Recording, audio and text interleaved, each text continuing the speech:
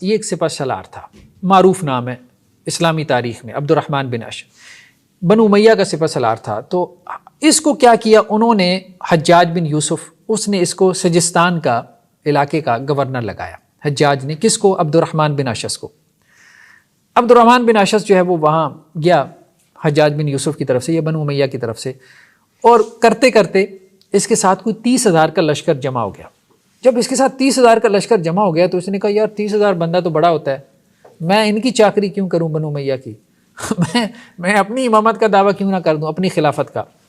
اس نے سب سے پہلے تو عبد الملک تھا اس وقت بنو امیہ کا حکمران، اس نے اس کی بیعت توڑی، پھر حجاج بن یوسف کی بیعت بھی توڑی، اور اب اس نے کہا کہ جی میں نا اپنی خلافت کا دعویٰ کرتا ہوں۔ بنو امیہ سے ویسے بھی لوگ تنگ تھے، تو اس کو کوفہ اور بصرہ کے علماء نے سمجھایا کہ دیکھو بات یہ تمہارا نسب اعلیٰ نہیں ہے، لوگ قریش کے علاوہ راضی نہیں ہوں گے، ٹھیک ہے، تو تم دعویٰ کر بھی دو گے نا تو فائدہ کوئی نہیں ہے، مارے جاؤ گے، تو کسی کی سرپرستی میں آ جاؤ۔ یہ علماء نے اس کو سمجھایا کوفہ اور بصرہ کے۔ اچھا اس نے کیا کیا؟ اس نے خط و کتابت شروع کر دی۔ کس سے؟ ایک تو اس نے خط لکھا حضرت زین العابدین کو جو حضرت حسین کے بیٹے تھے، اس نے انہیں کہا کہ جی دیکھیں میرے پاس ہے 30,000 کا لشکر، بنو امیہ کے خلاف نکلنا ہے،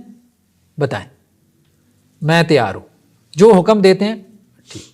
آپ ہمارے سرپرست بن جائیں۔ انہوں نے کہا بھائی مہربانی تیری،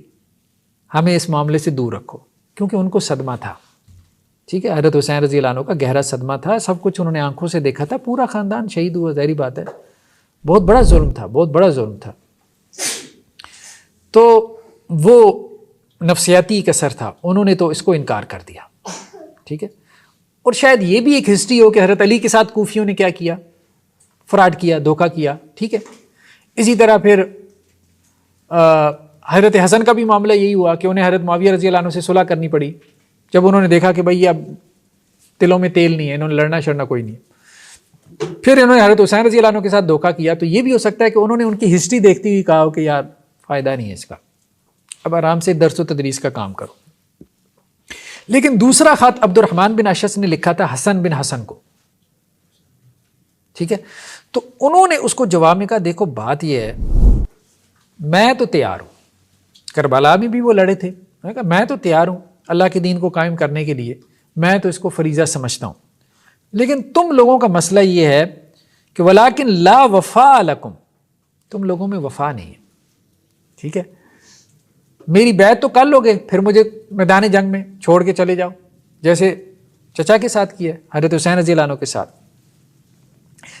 اب انہیں لگ گیا کہ جی عبد الرحمن بن اشعث کو اور اس کے جو ساتھی تھے، انہوں نے کہا جی یہاں پوٹینشل ہے،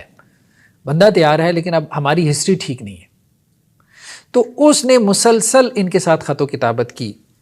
اور اس خط و کتابت میں اس نے ان کو قسمیں دی کہ جی ہم گاڑی قسمیں اللہ کی کھاتے ہیں کہ آپ کا ساتھ نہیں چھوڑیں گے، آپ بس ایک دفعہ آگے لگ جائیں، ہمیں سرپرستی چاہیے اہل بیت میں سے کسی کی، کہ لوگوں نے اس کے بغیر آمادہ نہیں ہونا۔ تو یہ پھر تیار ہو گئے، حضرت حسن بن حسن پھر اس کے لیے تیار ہو گئے۔ تو ان کی امامت کے پھر جو ہے وہ پوری تحریک چلی ان کی امامت کے لیے، یعنی ان میں طلب بھی تھی اور وہ اس کو دینی فریضہ بھی سمجھتے تھے۔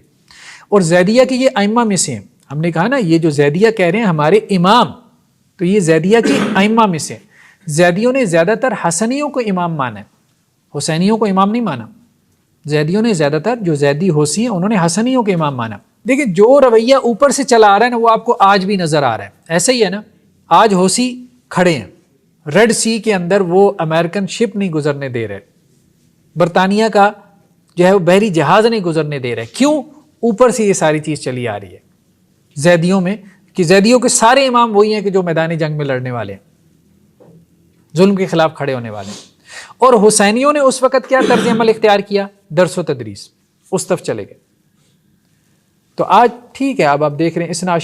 عشریہ نہیں لڑ رہے، مطلب امریکہ کو دھمکی لگائیں گے، اسرائیل کو دھمکی لگائیں گے، ایران جیسے آج کل، لیکن نہیں، دھمکی سے زیادہ کچھ بھی نہیں۔ اور جیسے ہمارے یہاں میمز بنی بہت سی ہیں، اسرائیل پہ حملہ کرنا تھا ایران نے لیکن میزائل پاکستان میں دے مارے، تو کہنے کا مقصد یہ ہے ان میں نہیں ہے، وہ گٹس ہی نہیں ہے کہ وہ کھڑے ہوں۔ اس کی وجہ یہ ہے کہ اوپر سے پوری جو روایت چلی آ رہی ہے نا، اس روایت کا اثر ہے، ایک نفسیاتی اثر ہے کہ وہ کھڑے نہیں ہو سکتے۔ جی صحیح اثنا عشریوں میں گٹس نہیں ہے یا ان کا گٹھ جوڑ ہے ان کے ساتھ؟ کیونکہ اگر یہودی اتنے یہاں آباد ہیں ایران میں اور یہ حدیث بھی ہے،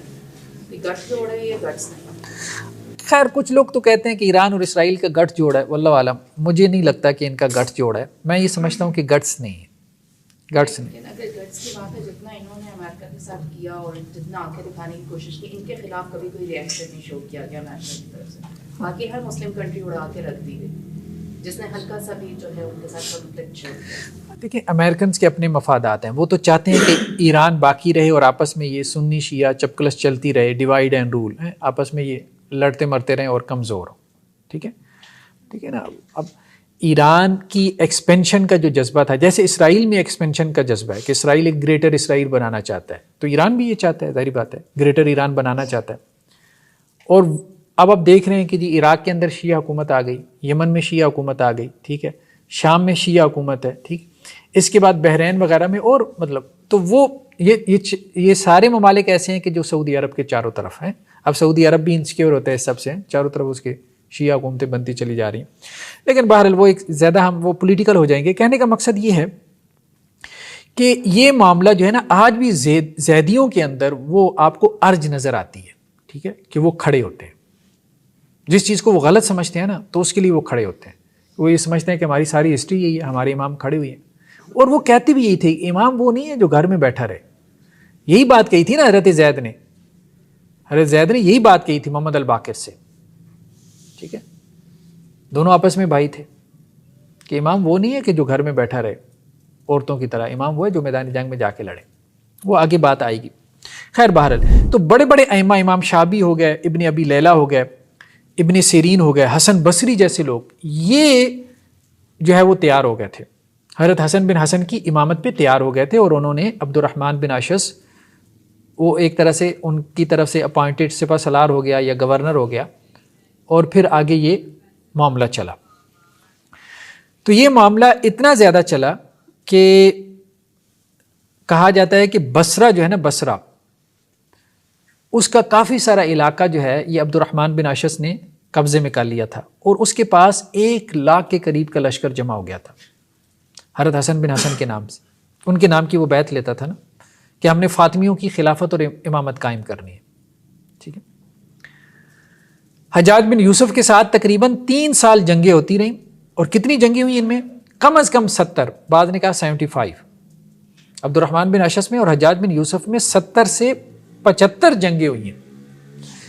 ان میں سے صرف 2 جنگوں میں ان کو شکست ہوئی ہے، باقی ساروں میں انہوں نے فتح حاصل کی،